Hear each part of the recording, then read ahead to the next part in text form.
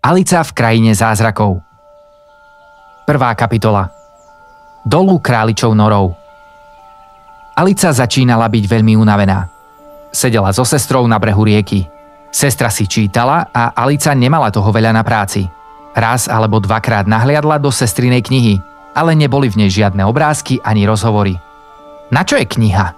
Pomyslela si Alica, v ktorej nie sú obrázky a ani sa v nej nerozpráva. Snažila sa nejako zabaviť, ale bol to horúci deň a ona sa cítila ospalá a otupená. Stojí potešenie zo sedmokráskového venčeka za úsilie postaviť sa a ísť nazbierať kvety, hútala Alica. Ešte stále sedela a premýšľala, keď tu zrazu okolo nej prebehol biely králik s ružovými očami. Vidieť králika nebolo nič nezvyčajné a Alica nebola prekvapená ani vtedy, keď králik prehovoril sám pre seba. O bože, meškám! Neskôr Alici napadlo, že to pravdepodobne bolo trochu zvláštne, ale v tom okamihu sa jej to zdalo celkom prirodzené. Ale potom vytiahol králik z vrecka vo svojej veste hodinky, pozrel sa na ne a ponáhľal sa ďalej. Alica si uvedomila.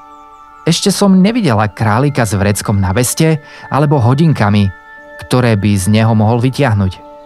Zvedavosť ju prinútila vyskočiť na nohy a králika nasledovať.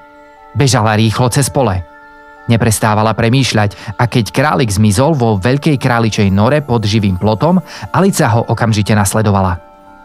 Králičia nora chvíľu pokračovala ako rovný tunel, ale náhle začala klesať. Tak náhle, že Alica nestihla ani len pomyslieť na to, že by zastala. Až si uvedomila, že padá hlboko do zeme.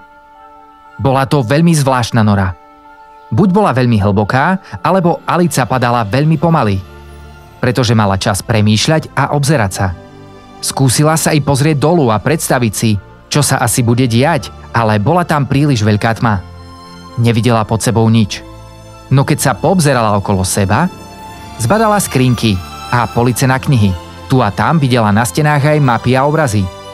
Stihla si dokonca vziať z police pohár. Pomarančová marmeláda! Mňam!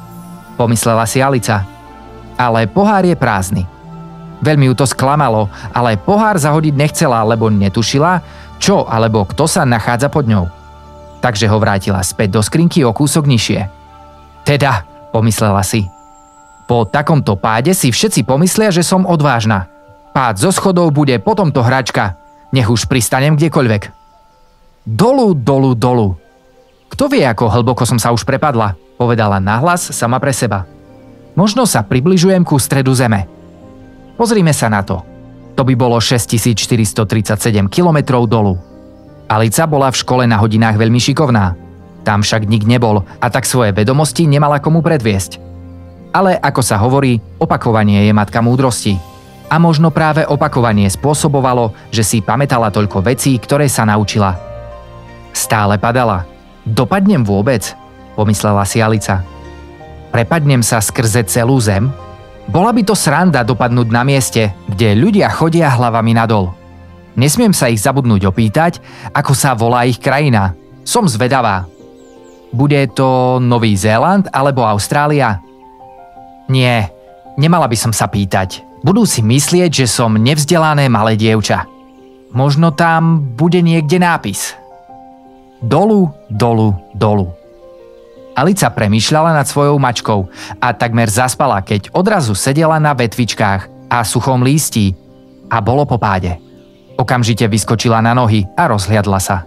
Zbadala bieleho králika, ako sa ponáhľa preč. Nemohla si dovoliť stratiť ani okamih. Letela ako výchor, približovala sa k nemu a počula, ako sa neustále rozpráva sám so sebou. Ach, moje ušká a fúzy, bedákal. Je už tak neskoro.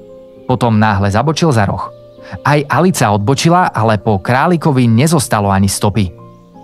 Stála v dlhej miestnosti osvetlenej zo stropu visiacimi lampami.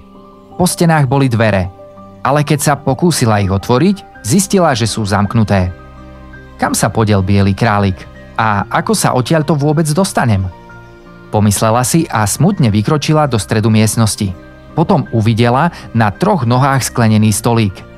Na ňom ležal maličký zlatý kľúč. Alica vzala kľúč a skúsila ho vo všetkých dverách. Ale, žiaľ, buď boli zámky priveľké, alebo kľúč primalý. Ani jedny dvere sa jej nepodarilo otvoriť. Potom uvidela nízko nad zemou záves, ktorý si predtým nevšimla. Za ním boli malé dvere, asi 40 cm vysoké. Skúsila zlatý kľúčik a tieto dvere sa odomkli. Alica otvorila dvierka a vykúkla cez ne do tej najkrajšej záhrady so záhonmi žiarivých kvetov.